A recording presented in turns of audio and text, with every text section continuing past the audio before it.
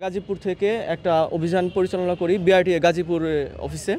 আমাদের সুনির্দিষ্ট অভিযোগ ছিল যে বিআরটিএ গাজীপুরে গ্রাহক হয়রানি করা হয়, এখানে দালালের দৌরাত্ম্য আছে, এখানে ঘুষ লেনদেন করা হয়। এই অভিযোগের পরিপ্রেক্ষিতে আমরা আজকে এখানে একটা অভিযান পরিচালনা করি। শুরুতে আমরা ছদ্মবেশীয় কিছু তথ্য কালেক্ট করেছি। এখানে যে পেন্ডিং তালিকা রয়েছে, গ্রাহক যারা আবেদন করেছে সেই পেন্ডিং তালিকাগুলো আমরা সংগ্রহ করেছি। এছাড়া এখানে যে রেজিস্ট্রেশন মানে যারা আবেদনের জন্য রেজিস্ট্রেশন করে সেই আমরা রেজিস্টারের যে রেকর্ডপত্রগুলো সেগুলো আমরা সংগ্রহ করেছি। এগুলো আমরা পর্যালোচনা করে আমরা কমিশনে পরবর্তী বিস্তারিত আমরা প্রতিবেদন দাখিল করব।